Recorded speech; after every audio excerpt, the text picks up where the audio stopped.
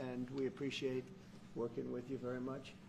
And we will continue to do that. We have had some very good discussions with Russia. I spoke with President Putin, and we're going to try and bring this to a close. It's something that you want and that he wants. We have to negotiate a deal.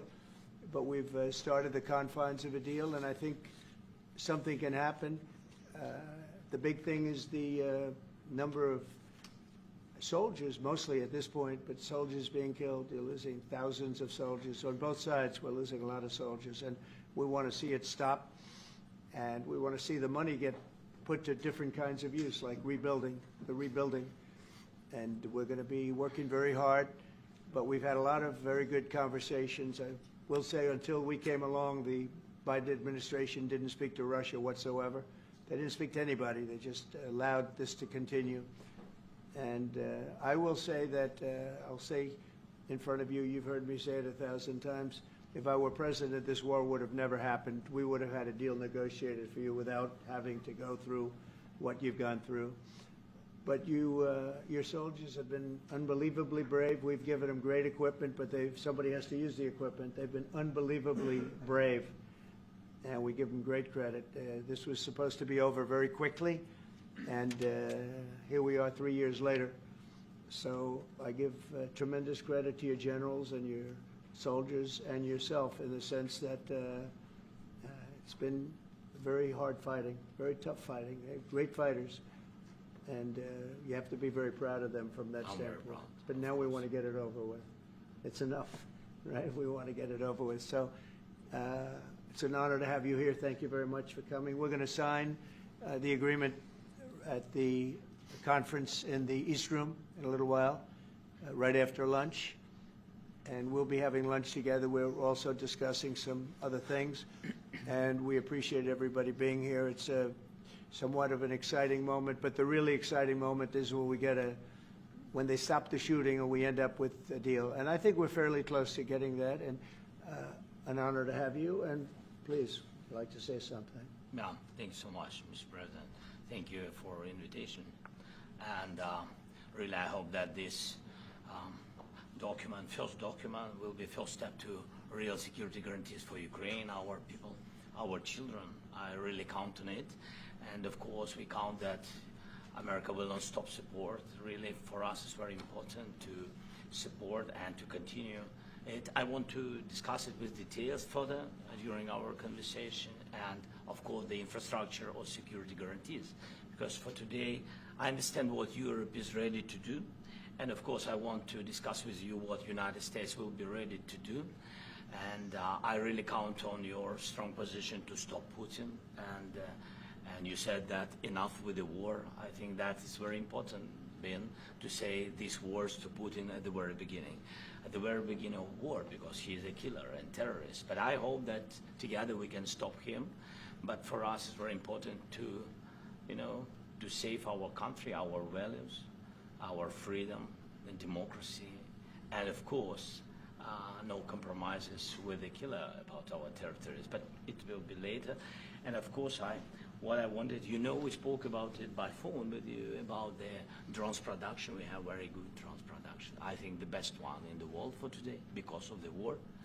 Yes, and of course, we need very much the air defense. You have the best air defense in the world, and really you helped us under attacks of Russians, and I want to speak how we can exchange the licenses. We're open to share the licenses of all our drones with you, of course, with the United States, and we need licenses for quick production of air defense. Even after the war, we need our nation to be calm, that we are secure. So that's why we need this air shield. And of course, about this, I want to speak about the contingents. I think that France and UK already spoke to you, and we know that Europe is ready, but without the United States, they will not be ready to be as strong as we need.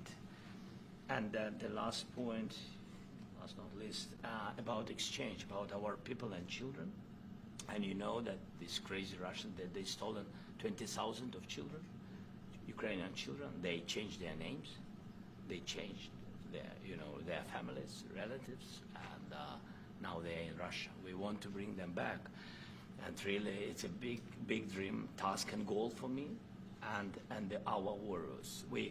By the way, Mr. President, we exchanged, released more than 4,000 warriors from Russian prison, but there are thousands more in the prison. I wanted to share with you some images. How it's just can I now? Yeah, please, Have I? please. Some minute, 1 minute, 1 minute. Just you to understand in what circumstances, in what situation they are, and what the attitude of Russia to our prisoners. That guys, just you before and after. And you see before and after, just you to understand. Now thousands of such guys, ladies and men, there, and so they don't eat, they beat them, and they, so they do a lot of, bad things. So out of, even during the war, there are rules. Everybody knows there are rules during the war. So these guys, they don't have any rules. You see that 50, 60 kilograms left, and a lot of such things. And I didn't want to show you what the changes with images of children, because I will just share with you. And, I mean, it's looking tragic. Yep, it's tough stuff. Yeah, I wanted very much to give you, and you see it. Yeah. This is pastor, by the way. They stolen pastors, because it's not Russian church. They stolen pastors and moved pastors to the prison. At the end of last year, we brought 3 pastors, and we could exchange them. And this is pastor, you see. Yeah, that's tough. Yeah, so I mean, this I wanted to show you, and this. So thank you very much. We want to get that ended, right? Yeah, of course. We And will. I think we will. I think we will. And We have to, of course. do you have any questions, please? Thank you, Mr. President. How much money is the U.S. going to put into the fund that is being created today, and how does this provide long-term security for Ukraine? Well, we don't know exactly how much, because we're going to be putting some money in a fund that we're going to get from the raw earth that we're going to be taking and sharing in terms of revenue. So it's going to be a lot of money will be made from the sale and from the use of raw earth. And as you know, our country doesn't have much raw earth. We have a lot of oil and gas, but we don't have a lot of the raw earth. And what we do have is protected by the environmentalists, but that could be unprotected. But still, it's not very much.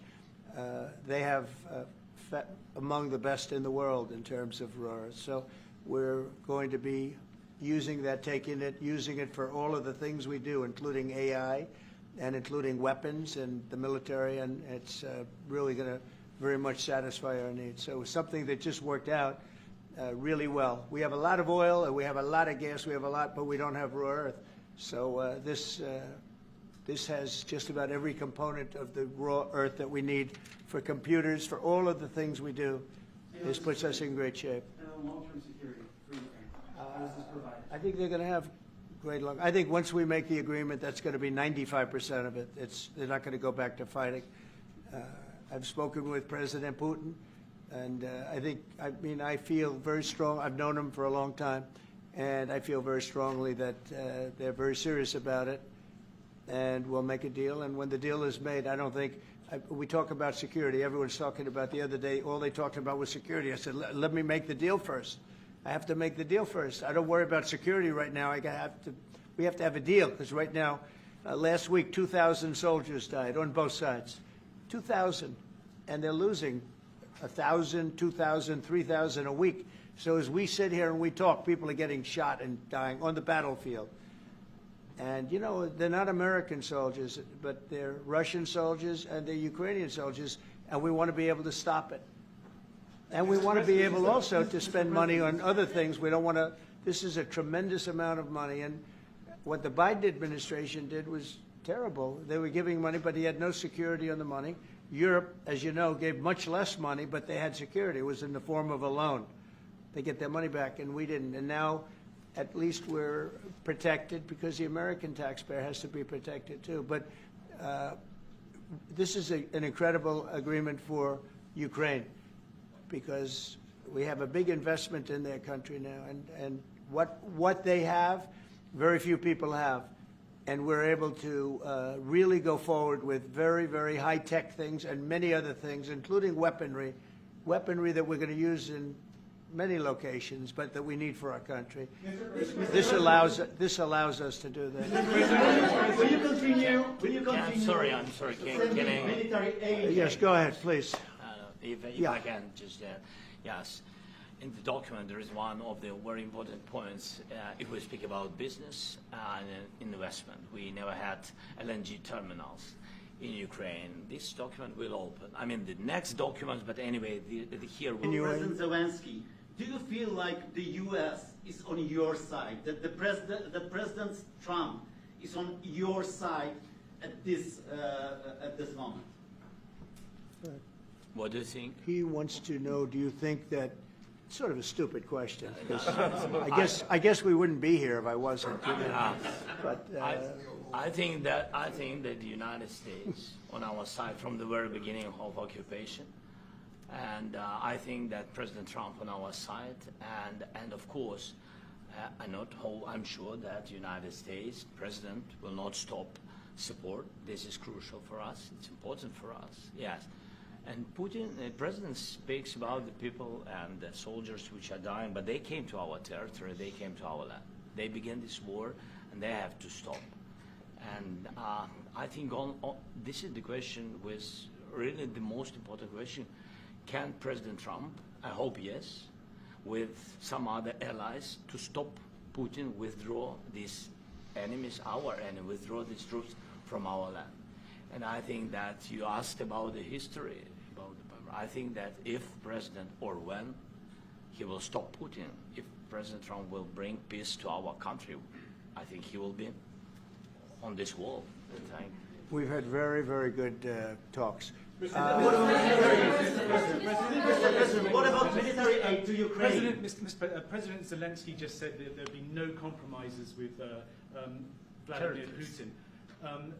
I just wanted to ask both of you. Firstly, are there compromises that you think that President Zelensky is going to have to make? And President Zelensky, is there anything that you think that you may be able to offer or bring to the table, for example, elections? Thank you. I think you're going to have to always make compromises. You can't do any deals without compromises. So certainly he's going to have to make some compromises, but hopefully they won't be as big as some people think you're going to have to make. That's all. It's all we can do. I'm here as an arbitrator, as a mediator to a certain extent between two parties that have been very hostile, to put it mildly. They've been very hostile. There's been a vicious war. There's been a vicious war.